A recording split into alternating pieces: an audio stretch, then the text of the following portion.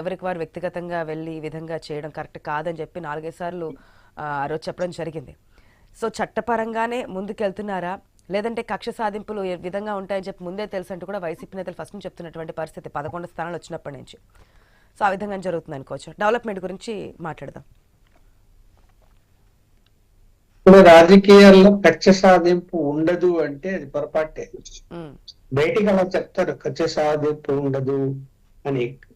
రాజకీయ పార్టీలు ఏంటంటే స్థానికంగా ఉన్నటువంటి విభేదాలు, అలాగే అంతకుముందు గతంలో పెట్టినటువంటి ఇబ్బందులు, అరే మనకి ఇబ్బందులు పెట్టినప్పుడు మనం ఎందుకు పెట్టకూడదు, ఏదో ఒక ఆధారం సంపాదించండి అంటే తప్పు చేశారని దాని మీద నోటీసులు, కేసులు ఇవన్నీ రిజిస్టర్ చేయడం గతంలో జరిగాయి. ఇప్పుడు కూడా 2 నెలలే దాటిపోయింది కాబట్టి ఇంకా స్లోగా ఉన్నారు. ఇంకో 4-5 నెలలు పోయిన తర్వాత ఇంకా ఫాస్ట్ గానే ఉంటది వ్యవహారం. ఇప్పుడు అభివృద్ధి వైపు ఎక్కువ శాతం దృష్టి కేంద్రీకరించాలి. ఎందుకంటే 10 సంవత్సరాలుగా నష్టపోయామని చెప్తున్నటువంటి అధికార పార్టీ లేదా ఎన్డీఏ కూటమి మరి వాళ్ళకు ఉన్నటువంటి 5 సంవత్సరాల కాలంలో ఇదో అంటే 5 సంవత్సరాలు అయిపోతుంది. కళ్ళు మూసుకుని తెరిస్తే అయిపోతుంది సార్. అనుకున్నది సాధించాలి అంటే ఎక్కువ కాన్సన్ట్రేషన్ అభివృద్ధి మీద చూపాలి. అలా కాకుండా తెల్లవారినప్పటి నుంచి కేసులు, వ్యవహారాలు దాని మీద కాన్సన్ట్రేషన్ చేయటం వల్ల ప్రయోజనం అయితే ఏముంటుంది? సరే, కేసుల్లో బలం ఉండాలి. ఇప్పుడు ఏ పార్టీ వాళ్ళైనా కేసుల్లో బలం లేకుండా అధికారం మా చేతిలో ఉంది కదా అని కేసులు పెడితే కోర్టులు ఊరుకో కదా, ఊరికనే బెయిల్ ఇచ్చేసాయి, లేకపోతే కొట్టేస్తాయి. తాత్కాలికంగా ఆనందం పొందడమే, అదో మన ప్రత్యర్థికి ఇబ్బంది పెట్టాము అని. అది జగన్మోహన్ రెడ్డి గారి సమయంలో చేశారు అని మీరు అంటూ ఉన్నప్పుడు, అంటే ఎన్డీఏ కూటమి వాళ్ళు, ఇప్పుడు మీరు కూడా అదే పని చేస్తే ఇంకా వాళ్ళకి మీకు తేడా ఏముంటది? ప్రజలు మీరే చెప్తున్నారు కదా, ప్రజలు అవన్నీ వాళ్ళు చేయటం వల్లనే వ్యతిరేకించారు, 11 సీట్లకు పరిమితం అయ్యారని. మరి మీరు కూడా అదే దారిలో వెళితే మీకు ఆ 11 సీట్లు కూడా వస్తాయి రావా? అది ఆలోచించుకోవాల్సిన అవసరం. ఇప్పుడు తప్పు జరిగినా, అవినీతి జరిగినా ఎవ్వరు వదిలిపెట్టమని చెప్పరు. అది చట్టం తన పని తానని వాళ్ళే చెప్తున్నప్పుడు ఎవరికి స్వేచ్ఛ ఇవ్వాలి? పోలీసు వ్యవస్థకు స్వేచ్ఛ ఇవ్వాలి. వాళ్ళ యొక్క ఇన్వెస్టిగేషన్ లో గానీ, వాళ్ళ యాక్టివిటీలో గానీ ఇంటర్వ్యూని కాకూడదు.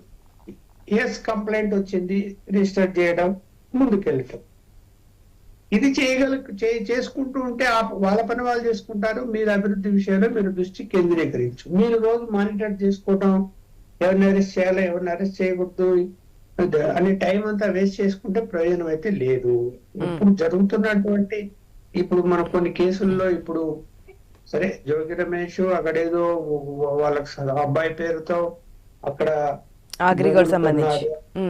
గోల్డ్ కొన్నారు అన్నప్పుడు అక్కడేదో సర్వే నంబర్ మార్చి దాన్ని అంటే రిజిస్టర్ అయిన తర్వాత సర్వే నంబర్ మార్పిచ్చి దాని తర్వాత అమ్మేశారు అనేటువంటిది వస్తున్నది. అమ్మేసినప్పుడు ఆ సర్వే నంబర్ మార్చినప్పుడు అగ్రిగోల్డ్ భూమి సర్వే నంబర్ యాడ్ చేశారు అని, అంటే పాత నంబర్ బదులు కొత్త నంబర్.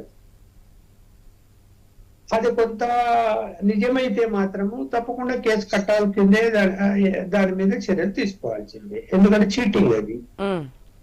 అక్కడే ఆ రోజు మనకి రెండు వెర్షన్స్ వినిపించాయి లక్ష్మణ్ గారు. ఐ థింక్ మీరు వినే ఉండుంటారు.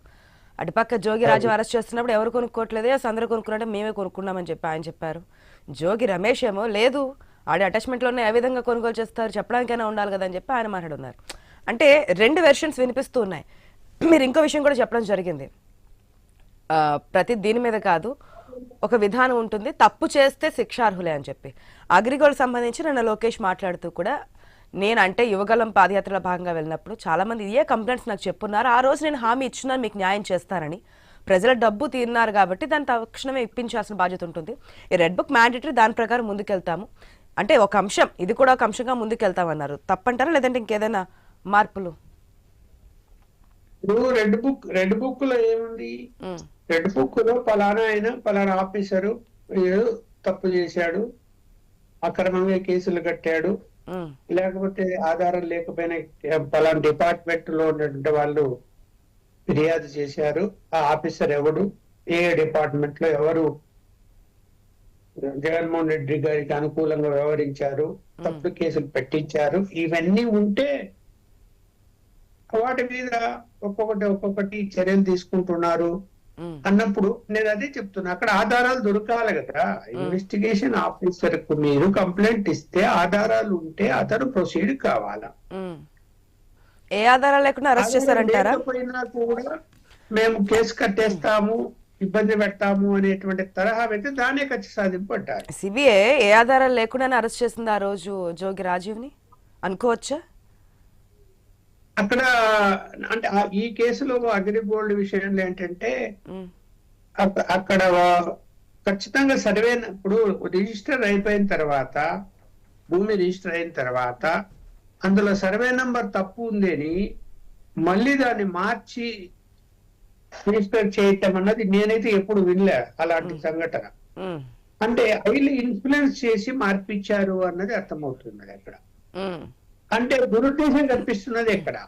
న్యాచురల్ గా మిస్టేక్ జరిగితే అది వేరు, కానీ ఏదో ఒక రిజిస్టర్ ఒక పేరుతో ముందు రిజిస్టర్ చేసి తెలివిగా ఆ రిజిస్టర్ నంబర్ అది కాదు, సర్వే నంబర్ అది కాదు, ఇంకొక నంబరు అని చెప్పి మార్పించుకుంటే ఆ సర్వే నంబరు అగ్రిగోల్డ్ భూముల్లోనే తేలినప్పుడు అది చీటింగే కదా, దురుద్దేశపూర్వకంగా చేశారే కదా. అది ఎవరు కొన్నారు?